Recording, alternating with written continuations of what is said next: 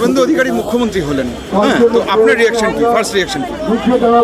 আমার প্রথম রিয়াকশন এইটা যে বিজেপির এই জয়ের পেছনে সবচাইতে বড় ভূমিকা বোধহয় শুভেন্দুই পালন করেছে। সুতরাং শুভেন্দুকে মুখ্যমন্ত্রী নির্বাচন বিজেপি দলের পক্ষ থেকে স্বাভাবিক ছিল, স্বাভাবিক ঘটনা ঘটেছে। শুভেন্দু ব্যক্তিগতভাবে আমার বন্ধু, আমাকে যথেষ্ট শ্রদ্ধা করে, সমীহ করে। আমিও ওকে যথেষ্ট আন্তরিকভাবে অনেক কথা বলি।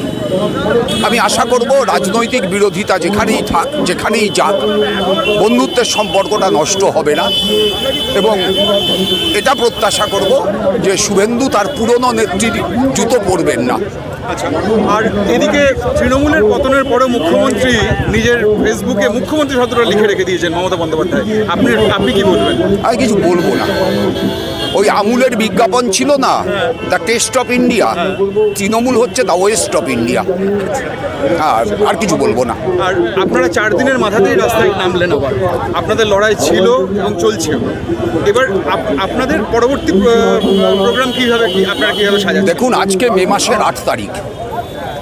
আজকের তারিখে হিটলারের বিশ্বকে পদানত করবার শব্দকে ধূলিসাৎ করেছিল লাল ফৌজ স্তালিনের নেতৃত্বে। আর ঘটনাচক্রে বিজেপির সরকার শপথ দিচ্ছে আগামীকাল 9ই মে, আমাদের ভারতবর্ষের চেতনার সর্বোচ্চ মিনার রবীন্দ্রনাথ ঠাকুরের জন্মদিনের দিন। যে রবীন্দ্রনাথ ঠাকুর আমাদের বলেছেন, ধর্মকারার প্রাচীরে বজ্রহানো, এ অভাগা দেশে জ্ঞানের আলো কানো।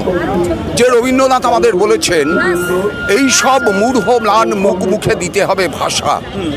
যে রবীন্দ্রনাথ আমাদের বলেছেন, ধর্মের বিকার যে দেশকে যত বেশি করে গিলেছে, সেই দেশ তত রসাতলে গেছে। স্বাভাবিকভাবেই রবীন্দ্র জয়ন্তীর আগের দিন হিটলারের অপপ্রয়াসকে রুখে দিয়ে সভ্যতার জয়গান গাওয়ার দিন। যে নারকীয় কাজ এখন পর্যন্ত হয়েছে পশ্চিমবাংলার মাটিতে, 2011 তৃণমূলের বিজয়ের পর যা অনেক বেশি উচ্চ মাত্রায় হয়েছিল, এখনো সেই মাত্রায় পৌঁছয়নি। আমি এক্ষুনি গোটা দলকেও দায়ী করছি না, কারণ এদের ভিতর কতজন জামা বদলে এই কাজ করেছেন আমি জানি না, এদের ভিতর কতজন অতি উৎসাহে এই কাজ করেছেন আমি জানি না। কিন্তু কথা হচ্ছে, যারা প্রশাসন পরিচালনার দায়িত্বে এসেছেন, এটাকে শক্ত হাতে নিয়ন্ত্রণ করা তাদের দায়িত্ব। যার জন্য আমি শুভেন্দু অধিকারীর কাছে প্রথম আবেদন করব যে দয়া করে মমতা ব্যানার্জির জুতোয় পা গলাবেন না। আপনি মুখ্যমন্ত্রী হচ্ছেন, স্বাগত। আপনি নূতন পশ্চিমবাংলা গড়ার চেষ্টা করুন, আপনাদের মত অনুযায়ী চেষ্টা করুন। আপনি কেন আমাদের মত অনুযায়ী করবেন? কিন্তু সেই মত, ভারতবর্ষের সংবিধান বিরোধীদেরকে যে অধিকার দিয়েছে, সেই অধিকার কেড়ে নিয়ে যেন না হয়। তাহলে তার ফল মমতা ব্যানার্জির বিষময় হয়েছে, আপনার ক্ষেত্রে বিষ্ঠাময় হয়ে যেতে পারে। আপনি এছাড়া নতুন সরকার, বিজেপি সরকারের কাছ থেকে আপনি কি এক্সপেক্ট করছেন? আগে সরকার তাদের আশু কর্মসূচি ঘোষণা করুক, তারপর বলি আমি কি চাইছি।